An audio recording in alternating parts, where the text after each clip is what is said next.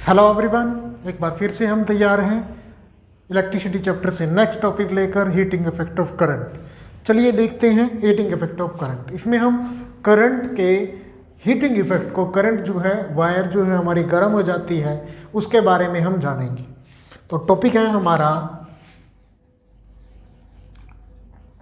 Heating effect of current.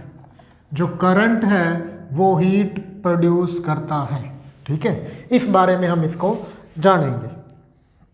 तो सबसे पहले इसके बारे में जो बताने वाले साइंटिस्ट थे वो थे हमारे जूल्स साइंटिस्ट ने सबसे पहले इसके बारे में बताया था कि ये हीट पैदा करता है। जो करंट है वो हीट पैदा करता है। यही हमारा चैप्टर है इलेक्ट्रिसिटी। इसमें हम करंट के बारे में जान रहे हैं अलग अलग फिनोमिनास। तो इसमें अगला जो फिनोमिना है वो है हीटिंग इफेक्ट ऑफ करंट, कि करंट का हीटिंग इफेक्ट, ठीक है। जूल्स ने बताया था इट स्टेट्स बाय जूल, ठीक है। तो हीट जो प्रोड्यूस होती है, कोई भी हमारी वायर है उसमें हीट किस तरह से प्रोड्यूस होगी। लाइक ये हमारी वायर है, रेजिस्टेंस है, यहाँ पे बल्ब यूज कर सकते हैं। तो यहाँ पे हमने एमीटर लगा रखा है, बैटरी की। तो इस तरह से ये वायर हमारी कनेक्टेड है, पॉजिटिव से नेगेटिव करंट फ्लो कर रहा है इस तरह से। ये आर रेजिस्टेंस है, वी वोल्ट है, करंट इसमें आई है, ठीक है। तो ये अगर हमारा पूरा का पूरा सर्किट है तो हम क्या देखते हैं, जो हमारी वायर है, यानी ये जो वायर हमने यूज़ करी है ये वायर, तो ये वायर जो है हमारी गर्म हो जाती है। अक्सर हम देखते हैं जो खंभों पे वायर लगी रहती है, अपने घर की वायर होती है, तो वो वायर जो है वो गर्म हो जाती है। इसका क्या कारण है? इसके कारण के बारे में हमें जूल्स ने बताया था कि जो करंट है वो हीट पैदा करता है, हीट पैदा करता है। और कितनी हीट पैदा करता है उसके लिए इक्वेशन जो बताई गई थी जूल्स लॉ के द्वारा, तो उसने अपने लॉ के नाम से इसको लॉन्च किया, जूल्स लॉ ऑफ हीटिंग। जो हीट पैदा होती है वो होती है एच से, इसको डिनोट करेंगे हीट। हीट देखो कुछ नहीं है, एक एनर्जी की ही फॉर्म होती है, तो ये भी एक एनर्जी ही है हमारी। तो हीट इज इक्वल टू आई, जितना करंट फ्लो कर रहा है, आई स्केयर आर, उसकी जो रेजिस्टेंस है जहाँ भी हम चेक कर रहे हैं, आई स्केयर आर टी। अगर हम यहाँ चेक कर रहे हैं तो इसकी रेजिस्टेंस आर है, यहाँ चेक कर रहे हैं तो वायर की कोई ना कोई रेजिस्टेंस रहेगी, internal resistance small R use कर सकते हैं। तो R is the resistance, I is the current, T is the time. Time कितने टाइम के लिए जो है करंट फ्लो कर रहा है, यानी कि कितने टाइम से वो ऑपरेटस चल रहा है, ठीक है। तो हम अक्सर देखते हैं कि ज़्यादा समय हो जाता है तो ज़्यादा हीट पैदा होती है। तो टाइम जितना ज़्यादा होगा उतनी ज़्यादा हीट, रेजिस्टेंस जितनी ज़्यादा होगी उतनी ही ज़्यादा हीट, करंट जितना ज़्यादा होगा। तो इसलिए हम जो क्या करते हैं, जहाँ पर हमें हाई वोल्टेज वाले जो ऑपरेटर्स होते हैं हमारे, लाइक फ्रिज हो गया, एसी हो गया, तो वहाँ पर हम मोटी वायर का यूज़ करते हैं ताकि जो है रेजिस्टेंस जो है उसको, जो रेजिस्टेंस की वजह से ज़्यादा हीट पैदा होगी तो उसको वो सहन पर कर पाएगी। अगर हम पतली वायर यूज़ करेंगे तो हीटिंग इफेक्ट की वजह से वो जल जाएगी, ख़राब हो जाएगी। तो उससे बचने के लिए मोटी वायर का यूज़ करते हैं ताकि वो हीट को सहन कर सके, ठीक है। तो अक्सर हम देखते हैं जो बड़े खंभों वाली वायर होती है तो उनमें आवाज़ें आती रहती है वायर के नीचे, तो उनका भी कारण यही है कि उसमें हीट बहुत ही ज़्यादा पैदा हो जाती है। तो ये हीटिंग इफेक्ट हमने पढ़ लिया है, आई स्केयर आर टी, ठीक है। तो ये इक्वेशन बनी कैसे वो थोड़ा सा हम जानते हैं। तो इस सर्किट को अगर हम समझे तो यहाँ पर हो क्या रहा है, सर्किट में क्या नज़र आ रहा है हमें, यहाँ पे नेगेटिव पोटेंशियल है, यहाँ पे पॉजिटिव पोटेंशियल है, क्योंकि ये कंडक्टर एक मेटल है। और मेटल के केस में जो चार्ज कैरियर होते हैं, जो चार्ज मूव करते हैं, जो करंट बनाते हैं, वो कौन से होते हैं, हमारे इलेक्ट्रॉन्स होते हैं। तो इसमें जो इलेक्ट्रॉन फ्लो करेगा, ये नेगेटिव पोटेंशियल है, ये इलेक्ट्रॉन को धकेलेगा तो इलेक्ट्रॉन कहाँ जाएगा, इससे दूर, और ये पॉजिटिव पोटेंशियल उसको खींचेगा। तो ये इलेक्ट्रॉन जो है हमारा इस डायरेक्शन में मूव कर रहा है, और इलेक्ट्रॉन जो है अपोजिट डायरेक्शन में होगा करंट के, तो हम जानते ही हैं, because I is equal to Q by T. If charge is negative minus E by T, I will be minus E by T, minus sign shows opposite direction of the current, ठीक है। तो current क्या होगा, opposite direction में होगा charge के, अगर negative है तो, ठीक है। अगर पॉजिटिव है तो दोनों सेम डायरेक्शन में। तो ये कुछ थ्योरी है हमारी नज़र आ रही है। तो यहाँ पर हमने पोटेंशियल कितना दे रखा है, V दे रखा है, सिंपल सी बात है। तो पोटेंशियल एनर्जी हमारी क्या होगी, potential energy will be potential multiply by charge. Charge कितना फ्लो कर रहा है, electron, n number of electron flow कर रहे हैं, तो पोटेंशियल हमने V दे रखा है, चार्ज जो फ्लो कर रहे हैं वो NE मतलब Q चार्ज हमारा फ्लो कर रहा है, ठीक है। तो ये हमारी पोटेंशियल एनर्जी। हीट भी एक एनर्जी की ही फॉर्म होती है, तो heat will be equal to H is equal to potential energy is equal to VQ, ठीक है। ये हो गई हमारी पोटेंशियल। तो यहाँ से अगर हम देखें तो हमें पावर अगर निकालनी हो तो कितनी पावर जो है जनरेट करेगा, तो कितने समय के लिए वो करंट फ्लो कर रहा है, ठीक है। तो इसको हम चेंज करके लिख सकते हैं, तो इसको डिवाइड कर दो T से। नेक्स्ट, तो power is equal to work done per unit time. यही होती है ना पावर की रिलेशन। पावर क्या होता है, देखो किसी भी व्यक्ति में कितनी पावर है कि वो कितने समय तक काम कर रहा है, वर्क डन करने की ताकत कितनी है, वही उसकी पावर है। तो work done per unit time, कितने समय तक वो काम कर सकता है, work done per unit time. Work done, energy, दोनों एक ही, हमारी हीट, ये सब एक ही चीज़ें होती हैं। तो वर्क डन हमारा हुआ VQ, टाइम हुआ T, तो Q बाई T क्या हो गया, तो P is equal to VI, ठीक है। ये आ गया हमारा relation, P is equal to VI पावर का। तो यहाँ से अगर वर्क डन निकालना हो तो वर्क डन किसके बराबर होगा, टाइम इधर आ जाएगा, तो पावर मल्टीप्लाई बाय टाइम। इसको हम चेंज करके लिख सकते हैं, V को अगर ओम्स लॉ से यूज करें, क्योंकि हम करंट और वोल्टेज की बात कर रहे हैं, तो V is equal to IR into I, that is I into I square R, ठीक है। I square R, work done, heat और एनर्जी तीनों एक ही बात है। तो वर्क डन किसके बराबर होगा, I, P की वैल्यू हम VI भी यूज कर सकते हैं और I स्केयर R भी यूज कर सकते, दोनों एक ही बातें हैं, ठीक है। यहाँ पर हमें रिलेशन दे रखी है V और I की, यहाँ पर I और R की है। इसी तरह से V और R की रिलेशन भी हम बना सकते हैं V स्केयर बाय R, ठीक है। ये भी हमारी एक रिलेशन होगी V स्केयर। हम ये वाली रिलेशन यूज कर लेते हैं I स्केयर R P की जगह, तो I square R into T, that is, यहाँ से हमारी हीट की रिलेशन बनी है H is equal to I square R T, ठीक है।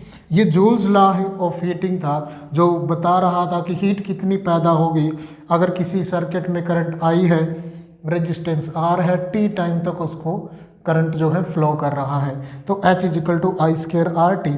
कैसे डिड्यूस हुआ ये हमने जान लिया है, ये कैसे डिड्यूस हुआ है। पोटेंशियल एनर्जी बराबर होती है potential multiply by charge. Potential हमने V दे रखा है, चार्ज Q फ्लो कर रहा है, जो N नंबर ऑफ इलेक्ट्रॉन्स हैं, तो NE करके, तो V is equal to potential energy यानी कि हीट बराबर होगा V इंटू Q।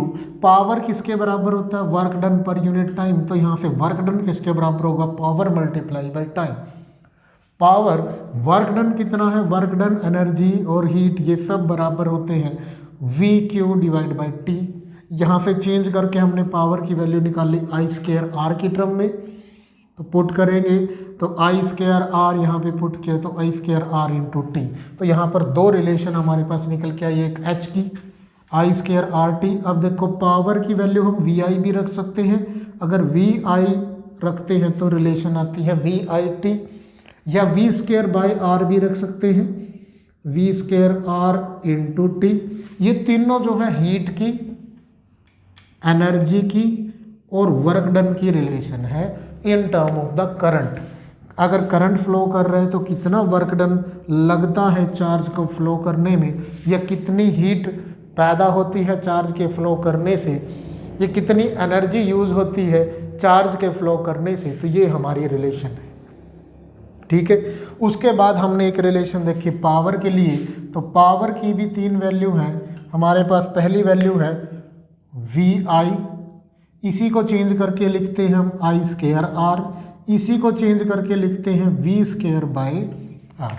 तो ये पावर की हमारे पास ये तीन रिलेशन पावर की और तीन रिलेशन वर्क, एनर्जी और हीट की, तीनों हमारी बड़े ही काम की हैं। इन पे न्यूमेरिकल पूछ लेते हैं। तो चेक करते हैं कि न्यूमेरिकल, तो क्वेश्चन हमें एनसीईआरटी में दे रखा है।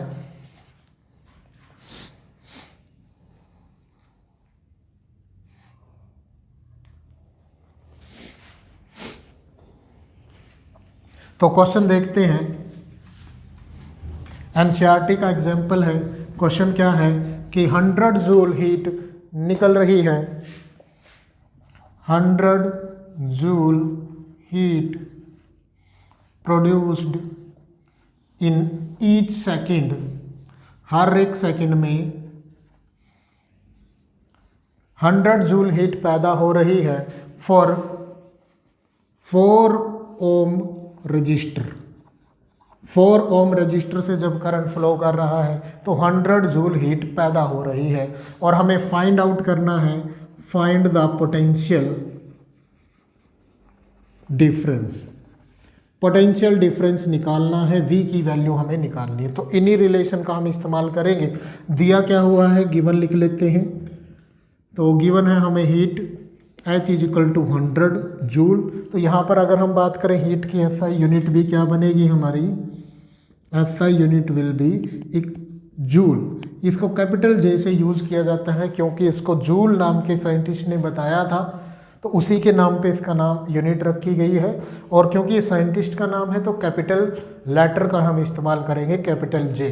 ठीक है, तो वर्क के लिए, हीट के लिए, एनर्जी के लिए, तीनों के लिए हम जूल का इस्तेमाल करते हैं। ठीक है, तो हीट है हमारी 100 जूल, रेजिस्टेंस हमें दे रखी है 4 ओम, और टाइम जो दे रखा है वो दे रखा है ईच सेकंड, यानी कि हर एक सेकंड में, एक सेकंड में। तो टाइम है हमारा 1 सेकंड, और पूछा है हमें पोटेंशियल।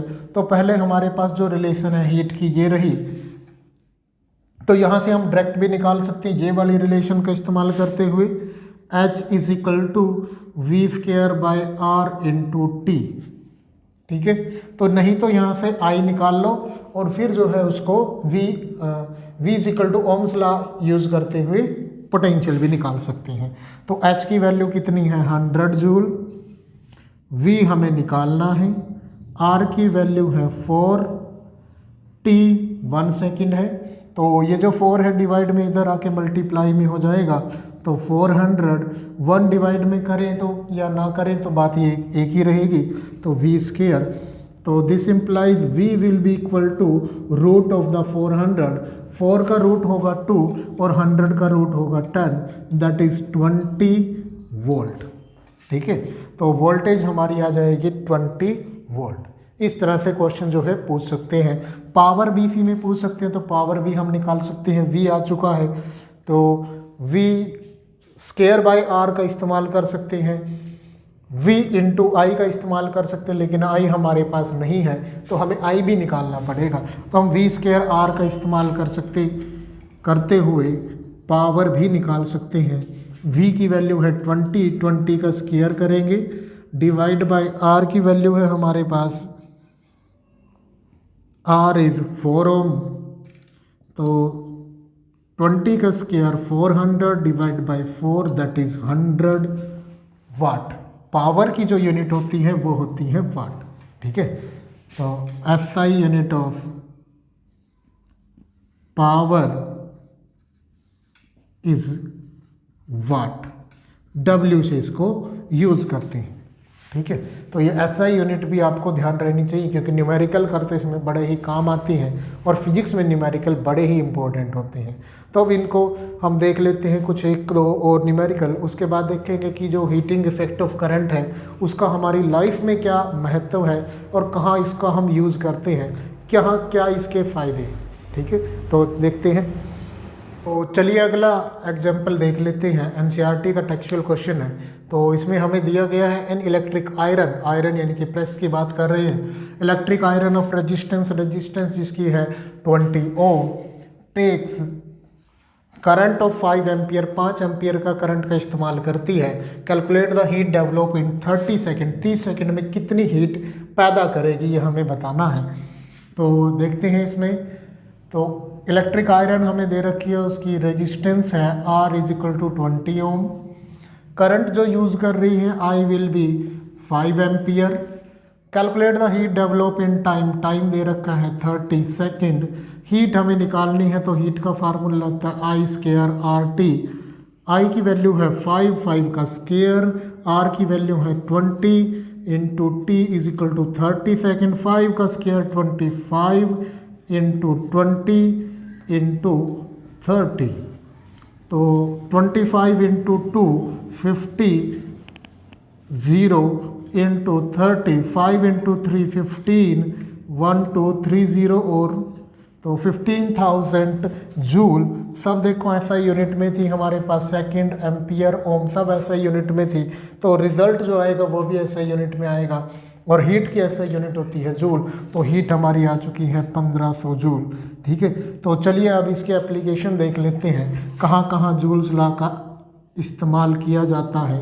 तो हम प्रेस देखते हैं, इलेक्ट्रिक आयरन, तो उसमें भी हम यूज़ करते हैं हीटिंग इफेक्ट का। ठीक है, तो पहला जो हमारा हीटर है उसमें जो है हम joules law of heating effect का इस्तेमाल किया जाता है। इलेक्ट्रिक हीटर गीज़र वगैरह में भी हम इस्तेमाल करते हैं। देखो समझना हमें इसको कि किस तरह से, जो हमने देखा कि जब करंट जो है फ्लो करता है ज़्यादा समय तक या ज़्यादा रेजिस्टेंस से, तो ज़्यादा हीट पैदा होती है। तो क्यों ना इसका इस्तेमाल किया जाए। तो हम क्या करते हैं, जो इलेक्ट्रिक प्रेस हम देखते हैं तो उनको हम स्विच लगा देते हैं, ऑन कर देते हैं और वो गर्म हो जाती है। फिर हम अपने कपड़ों को प्रेस कर लेते हैं, उसमें आयरनिंग कर लेते हैं। ठीक है, सेकंड चीज़ हमने देखी इलेक्ट्रिक हीटर, जो हमारे इंडक्शन हीटर होते हैं बिजली पे यूज़ करने वाले। पुराने समय में अलग तरह के आते थे, अब नए वाले आ गए हैं, तो कम बिजली जो इस्तेमाल करते हैं। तो उनमें भी जो है कोयल को रखा जाता है इस तरह से, तो उसका इस्तेमाल किया जाता है। तो प्रेस की अगर हम बात करें तो प्रेस आपने देखी होगी नीचे से कुछ इस तरह से होती है। ठीक है, तो इस तरह से हमारे पास प्रेस होती है। तो कभी उसको खोल के देखना, यहाँ पर इसके नीचे जो है ऐसे कोयल जो है लगी होगी, जिससे क्या होगा, यहाँ पर देखो कोयल जो है घुमा के लगाई जाती है ताकि इसमें ज़्यादा से ज़्यादा रेजिस्टेंस पैदा हो। ज़्यादा रेजिस्टेंस होगी, हीट ज़्यादा होगी, जिससे नीचे वाला हिस्सा जो है गर्म हो जाएगा, जो लोहे का होता है या कोई भी मेटल का इस्तेमाल किया जाता है। तो फिर उसको हम कपड़ों पे इस्त्री हम कर सकते हैं। तो ये हमारा इलेक्ट्रिक आयरन है। ये आइडिया भी हमें जूल्स लॉ ऑफ हीटिंग से आया था, जूल्स लॉ था। तो सेकंड है हमारा इलेक्ट्रिक हीटर। पुराने समय में आपने हीटर देखे होंगे इस तरह से, उसमें जो हम वायर लगा देते हैं सेम इस तरह से घुमा घुमा के लगाते हैं। ठीक है, तो घुमा घुमा के क्यों लगाते हैं, ताकि ज़्यादा से ज़्यादा रेजिस्टेंस पैदा हो। क्योंकि अगर हम स्ट्रेट वायर का यूज़ करेंगे तो हीट नहीं पैदा होगी, क्योंकि रेजिस्टेंस होगी कम। ठीक है, तो ज़्यादा हीट पैदा करने के लिए ऐसे हम लगाते हैं। एक लंबी वायर हम यूज़ करते हैं जिसको हम हल्का हल्का सा मोड़ के लगाते हैं। ठीक है, तो स्ट्रेट वायर हम यूज़ नहीं कर सकते, क्योंकि उसमें इतनी ज़्यादा हीट पैदा नहीं होती है कि वो कोई भी चीज़ को गर्म कर सके। तो इलेक्ट्रिक हीटर हो गया, इलेक्ट्रिक आयरन हो गया, गीज़र वगैरह जो हमने रोड वगैरह देखी हैं तो वो भी इस तरह से होती है। ठीक है, तो हम रोड जो पहले इस्तेमाल करते थे, हालांकि अब बहुत कम उनका इस्तेमाल होता है, क्योंकि वो इलेक्ट्रिसिटी का बहुत ज़्यादा यूज़ करते हैं, तो बहुत ज़्यादा बिजली जो है खर्च होती है उसमें। तो ये सब जो है इलेक्ट्रिक रोड बोल सकते हैं इसको। इलेक्ट्रिक रोड वगैरह में भी हम इनका इस्तेमाल करते हैं। ठीक है, तो ये इसकी अलग अलग एप्लीकेशन है जिसका हमने डेली लाइफ में जो है इस्तेमाल करते हैं। तो नेक्स्ट हम देखते हैं, नेक्स्ट इसका इस्तेमाल कहाँ होता है। तो यहाँ पे जूल्स लॉ ऑफ हीटिंग के बारे में हम जान चुके हैं, जिससे हीट पैदा होती है H is equal to I square RT। R is the resistance, I current और T टाइम। तो पावर हमने जाना है, पावर क्या होती है। तो हीट की अगर हम बात करें तो ऐसा यूनिट होती है जूल, J, कैपिटल J से इसको इस्तेमाल किया जाता है। दूसरा हमने पावर के बारे में जाना, तो पावर क्या होती है हमारी, it is a rate of work done, काम करने की शक्ति। ठीक है, it is a rate of work done. और जब भी वर्क डन रेट की बात की जाती है, इनकी work done divide by time, that is work done divide by time.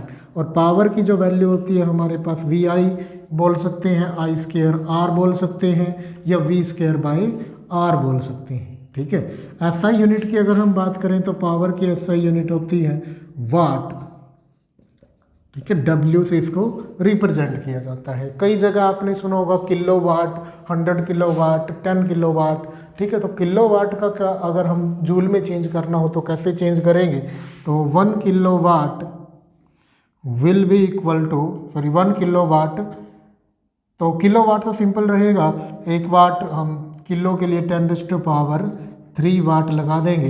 तो अब कई जगह आपने सुना होगा 1 किलो वाट आवर, तो वो वर्क डन के लिए इस्तेमाल किया जाता था। यहाँ से देखो तो इसको अगर हम P बराबर है work done per unit time, तो वर्क डन किसके बराबर होगा, P इंटू टी टाइम।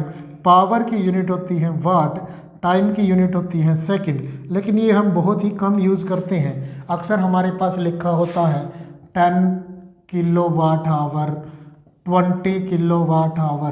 तो ये किलो वाट आवर को देखो, वैसे तो ये एनर्जी की ही फॉर्म है, किलो वाट यानी कि पावर के लिए और आवर यानी कि टाइम के लिए, और P इंटू टी बराबर होता है वर्क डन के। यानी कि ये वैल्यू जो बता रखी है वो एनर्जी, हीट या वर्क डन की बता रखी है, तो जूल में होनी चाहिए। तो इसको अगर हमें जूल में कन्वर्ट करना हो, क्योंकि वैल्यू जो है हमारे पास इस तरह से दे रखी है और हमें न्यूमेरिकल को सॉल्व करने के लिए एसआई यूनिट चाहिए, यानी कि एनर्जी की, वर्क डन की या हीट की एसआई यूनिट होती है जूल। तो इसको पहले जूल में कन्वर्ट करना पड़ेगा। तो अगर 1 किलो वाट को हमें जूल में चेंज करना हो तो कैसे चेंज करेंगे, तो किलो वाट के लिए हमने लगाया 10⁻³ और 1 आवर को हमें सेकंड में चेंज करना है, तो सेकंड में चेंज करने के लिए हमने यूज़ किया 3600, दैट इज़ 3.6 इंटू 10⁻6 जूल, ठीक है। तो इसको मैं चेंज करके भी बता देता हूँ किस तरह से मैंने चेंज किया है। 3.6 हम जितने भी फिजिक्स में न्यूमेरिकल यूज़ करते हैं, जो वैल्यू होती है वो 1 पॉइंट के एक अंक के बाद पॉइंट हम यूज़ करते हैं, ठीक है। तो वही लगाना हमने, देखो मैंने किस तरह से चेंज किया। 10⁻³ है ही, 36 इंटू 10⁻2 0 है तो 10 की पावर 2, ये हो गया 36 इंटू 10⁻5। तो हम क्या करते हैं, इसको 10 से पॉइंट बनाने के लिए हमें 36 है तो इनके पॉइंट बनाने के लिए डिवाइड करना पड़ेगा 10 से। हम अपनी मर्जी से डिवाइड नहीं कर सकते, अगर डिवाइड करना है तो मल्टीप्लाई भी करना पड़ेगा। तो 10 से मल्टीप्लाई किया, 10 से डिवाइड किया, तो ये जो 10 है ये तो पॉइंट में इस्तेमाल हो जाएगा 3.6, और ये जो ऊपर वाला 10 है 10⁻5 ये है और 1 ये है, तो जुड़ के क्या हो जाएगा 10⁻6 जूल। तो 1 किलो वाट आवर को आपने याद रखना है, कितना होता है वैल्यू, 3.6 इंटू 10⁻6 जूल। कई बार इसकी डायरेक्ट वैल्यू भी पूछ लेते हैं, या न्यूमेरिकल जो है हमें कुछ इस तरह से वैल्यू दे देगा कि 10 kilowatt hour, 20 kilowatt hour, तो उसको जूल में चेंज करना ही पड़ेगा, क्योंकि हमें जब भी न्यूमेरिकल सॉल्व करना है तो एसआई यूनिट में चेंज करना पड़ेगा, और एसआई यूनिट होती है वर्क की, एनर्जी की, हीट की, जूल। तो इसको जूल में चेंज करने का सिंपल तरीका है, अगर हमारे पास 200 किलो वाट आवर दे रखा है तो 1 किलो वाट आवर की वैल्यू होती है 3.6 इंटू 10⁻6। 200 है तो मल्टीप्लाई कर देंगे 200 से और ये सॉल्व हो जाएगा, ठीक है। तो इसी के साथ हमारा जो चैप्टर है इलेक्ट्रिसिटी वो कंप्लीट होता है। उसके कुछ न्यूमेरिकल हैं, कुछ एक्सरसाइजेज हैं, वो हम नेक्स्ट वीडियो में करेंगे। थैंक यू आप सभी को।